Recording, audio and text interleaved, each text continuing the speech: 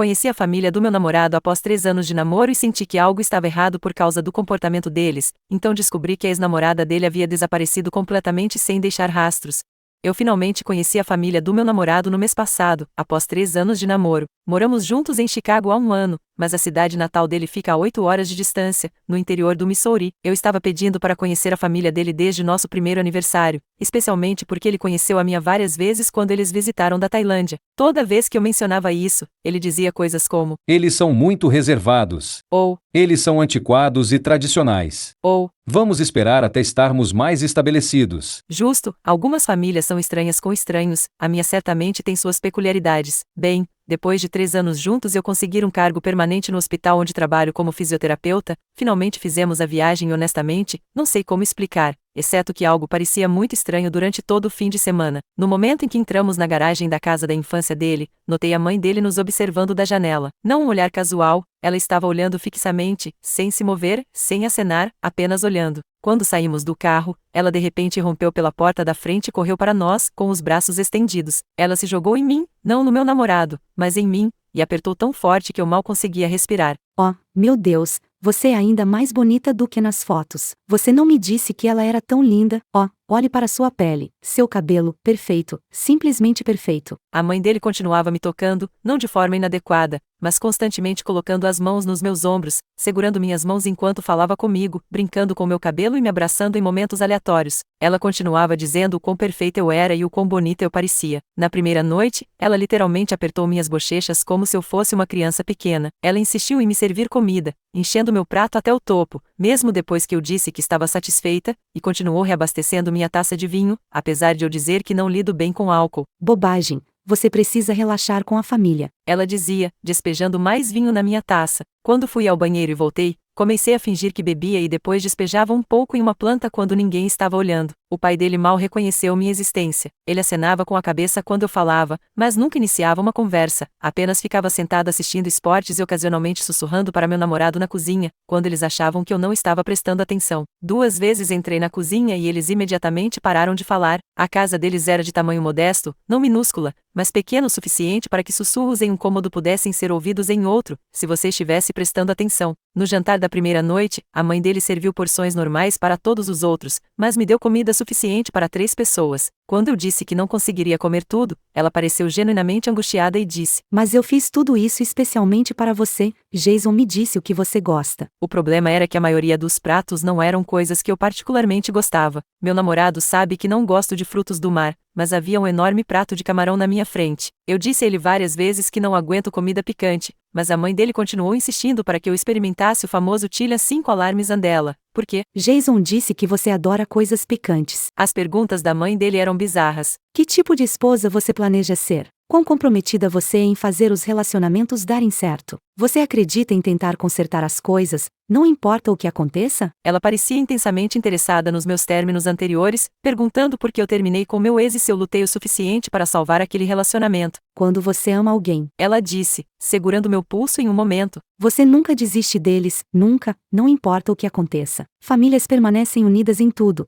Isso é o que separa o amor verdadeiro do amor falso. A irmã mais nova dele, Rebecca, continuava me lançando olhares estranhos durante o jantar. Ela tinha talvez 25 anos, morava em casa e mal falava, exceto para responder a perguntas diretas. Quando perguntei o que ela fazia para trabalhar, ela olhou para a mãe antes de dizer: Eu ajudo em casa, principalmente. Todo fim de semana apareceu uma audição estranha. Meu namorado, que geralmente é falante e envolvente, mal disse 3 palavras, apenas ficou sentado com um sorriso estranho, olhando para baixo sempre que eu tentava fazer contato visual. Quando fomos para a cama naquela primeira noite no quarto de hóspedes, perguntei a ele se estava tudo bem, e ele apenas disse: Eles realmente gostam de você, isso é bom. Na manhã seguinte, a mãe dele insistiu em preparar meu café da manhã, mesmo quando expliquei que geralmente só tomava café. Ela preparou uma refeição enorme. Panquecas, ovos, bacon, waffles, frutas, e me observou atentamente enquanto eu comia. Sempre que eu abaixava o garfo, ela me incentivava a comer mais. Meninas em crescimento precisam de força. Ela disse, o que era estranho, já que tenho 29 anos e definitivamente não estou mais crescendo. Após o café da manhã, ela sugeriu que olhássemos fotos da família por 2 horas. Ela me mostrou álbum após álbum,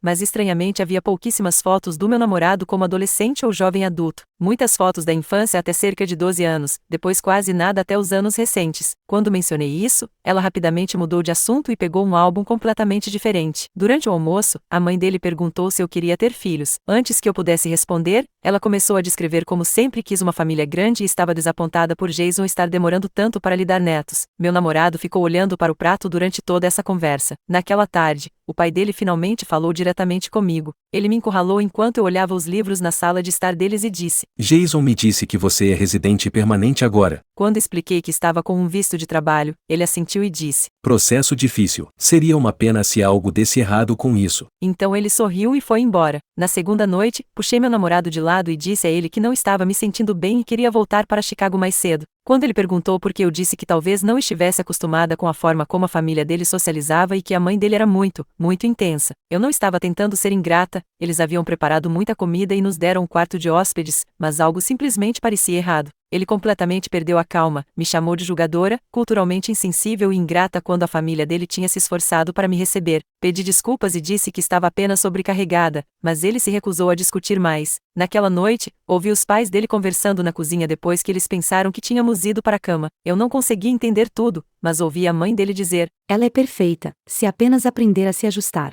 E o pai dele respondendo: Não como a outra. A viagem de 8 horas de volta para Chicago no dia seguinte foi silenciosa. Ele aumentava o volume do rádio sempre que eu tentava falar. Quando perguntei se poderíamos, por favor, discutir o que aconteceu, ele disse: Não há nada para discutir. Você insultou minha família depois que eles te receberam de braços abertos. Isso foi há uma semana. Ele mal falou 10 palavras comigo desde então. Enquanto isso, a mãe dele me mandou mensagens constantemente, dizendo quão maravilhoso foi me conhecer, como ela mal pode esperar para me ver de novo, como ela espera que nós lhe demos netos em breve, o que é estranho, já que nunca sequer discutimos casamento. Ela me enviou pelo menos 20 mensagens, muitas vezes tarde da noite, com perguntas específicas sobre quando poderíamos visitá-los novamente. Após 3 dias de tratamento silencioso, tentei me desculpar novamente, ele apenas grunhiu e saiu do quarto. Fui trabalhar, voltei para casa e descobri que ele havia mudado seu travesseiro e cobertor para o sofá. Ele não veio para a cama naquela noite. Ontem à noite, preparei a refeição favorita dele como uma oferta de paz. Ele deu uma mordida, disse que não estava com fome e foi para a cama às 19 horas. O resto da comida ficou intocado. Eu embrulhei e coloquei na geladeira, mas esta manhã notei que ele havia jogado tudo fora. Eu estraguei tudo sendo ingrata? Eu deveria ter ficado de boca fechada sobre sentir vibrações estranhas?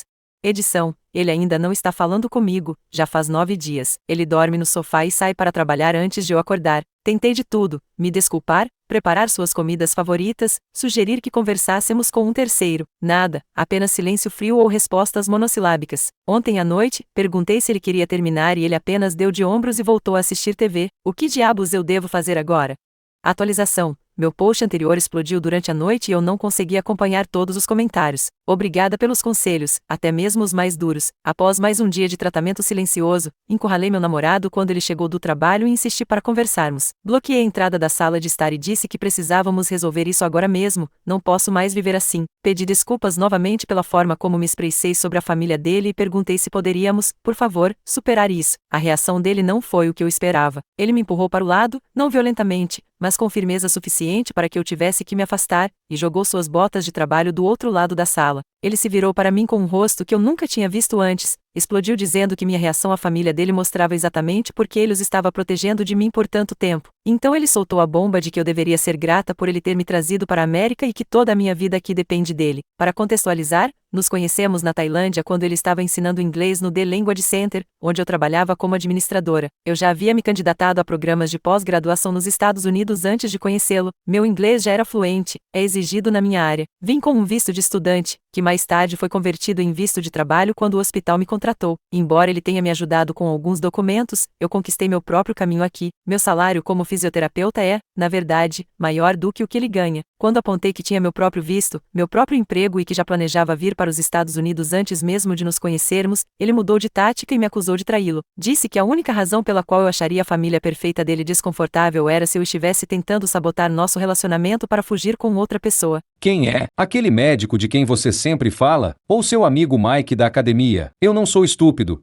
Eu vejo como você está sempre no seu telefone sorrindo para mensagens. O médico que ele mencionou é um homem de 65 anos que supervisiona meu departamento. Mike é um cliente gay que estou ajudando a se recuperar de uma cirurgia no joelho. Eu não estava sorrindo para mensagens, estava assistindo a vídeos de técnicas de fisioterapia no YouTube. Ele exigiu ver meu telefone. Eu entreguei porque não tenho nada a esconder. Ele passou uma hora vasculhando meus textos, e-mails, fotos, histórico de pesquisa, tudo. Obviamente, não encontrou nada, nenhuma mensagem inapropriada, nenhuma conversa secreta, nenhum aplicativo oculto. Em vez de se desculpar, ele disse que precisava reavaliar todo o nosso relacionamento e saiu furioso. Ouvi o carro dele cantando pneus no estacionamento. Ele voltou às 2 da manhã, cheirando a cerveja, e dormiu no sofá novamente. Na manhã seguinte, antes do trabalho, ele disse que a família dele estava disposta a me dar outra chance se eu me comportasse melhor da próxima vez, e que ninguém mais na América aguentaria uma ingrata como eu. Ele disse que eu deveria estar de joelhos agradecendo por ele não me expulsar. Eu fiquei lá parada como uma idiota, vendo ele sair para o trabalho.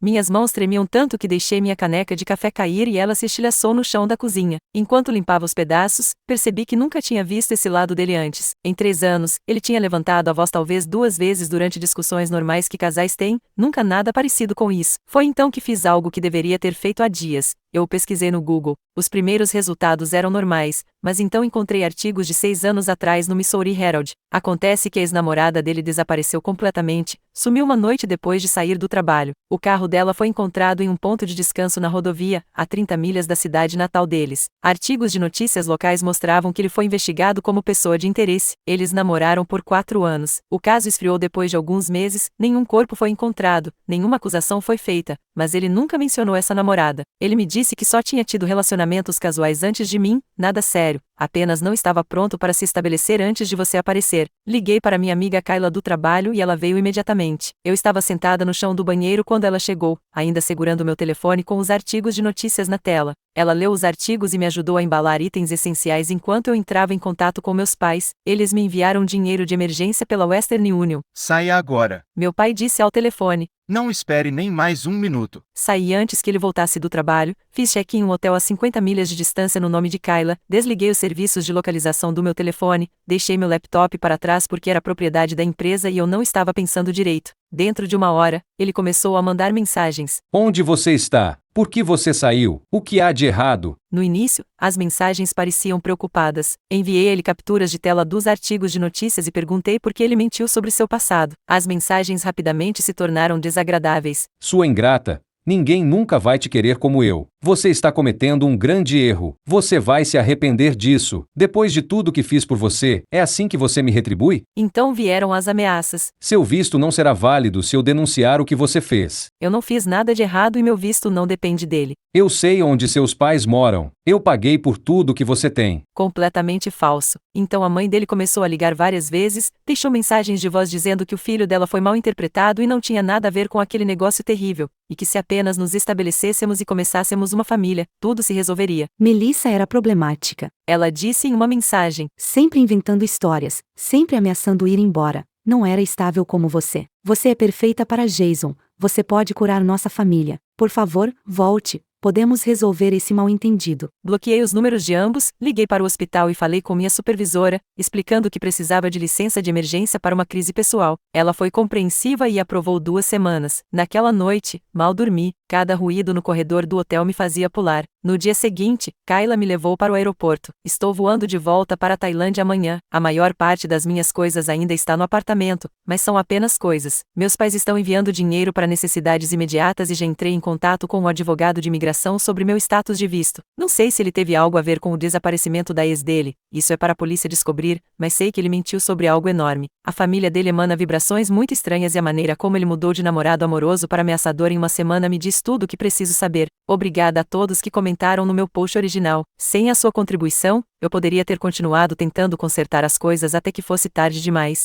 Atualização 2. Já se passaram 3 meses desde que fugi de Chicago e voltei para a Tailândia. Muita coisa aconteceu, então vou tentar cobrir as partes importantes. Primeiro, estou segura. Estou hospedada com meus pais na Tailândia enquanto organizo meus próximos passos. Inicialmente, planejava apenas tirar um pequeno descanso, talvez encontrar um emprego em outra cidade dos Estados Unidos, mas depois de semanas de assédio, decidi que ficar na Tailândia fazia mais sentido por enquanto. Tecnicamente, com meu nível de qualificação como fisioterapeuta, eu poderia ter encontrado outro empregador nos Estados Unidos disposto a patrocinar meu visto, mas eu precisaria lidar com uma nova petição, possíveis lacunas no status e a incerteza da aprovação. Meu advogado de imigração disse que, embora fosse certamente possível, o processo seria estressante, mesmo em circunstâncias normais. Ele alertou que alguém tão vingativo poderia tentar interferir em qualquer novo processo de visto ou verificação de emprego. A última coisa que eu precisava era lidar com complicações do UCIS, Serviços de Cidadania e Imigração dos Estados Unidos, enquanto também olhava constantemente por cima do ombro. As ameaças que meu ex fez sobre saber onde me encontrar nos Estados Unidos realmente me assustaram, então tive que renunciar oficialmente ao meu cargo no hospital. Minha chefe foi incrivelmente compreensiva com a situação. Expliquei tudo em uma longa ligação telefônica. Ela forneceu uma carta de referência que já me ajudou a garantir entrevistas em hospitais internacionais em Bangkok na próxima semana. Tenho uma entrevista final com um centro de reabilitação especializado no tratamento de turistas que se machucaram durante a viagem. Não é o ideal, mas estou aproveitando ao máximo a situação. No dia seguinte à minha chegada na Tailândia, meu namorado, agora ex, enviou um e-mail de um novo endereço. Ele pediu desculpas por reagir exageradamente e implorou para que eu voltasse. Disse que a família dele realmente gostava de mim e estava confusa com minha partida repentina. Disse que eu interpretei mal os artigos que encontrei, que a ex dele tinha problemas de saúde mental e provavelmente fugiu, e que a polícia o inocentou completamente. Nenhuma explicação real para por que ele mentiu sobre a existência dela por 3 anos. Eu não respondi. 3 dias depois, outro e-mail chegou com informações de voo. Ele comprou uma passagem para Bangkok para a semana seguinte, disse que estava vindo me levar para casa e resolver as coisas pessoalmente. Disse que já havia entrado em contato com a Embaixada dos Estados Unidos para ajudar a esclarecer quaisquer mal-entendidos sobre o visto. O e-mail terminava com: Você não precisa responder, te vejo em breve. Eu imediatamente entrei em contato com a polícia tailandesa e a Embaixada dos Estados Unidos. A equipe da embaixada foi surpreendentemente prestativa, anotando todas as informações e colocando observações em seu sistema. Eles confirmaram que meu status de visto era completamente independente dele e sugeriram que eu registrasse um boletim de ocorrência com as autoridades locais. Também registrei um boletim de ocorrência com a polícia local, que prometeu observá-lo nos postos de controle de imigração. O policial com quem conversei tirou cópias de suas ameaças e dos artigos de notícias. Ele nunca apareceu.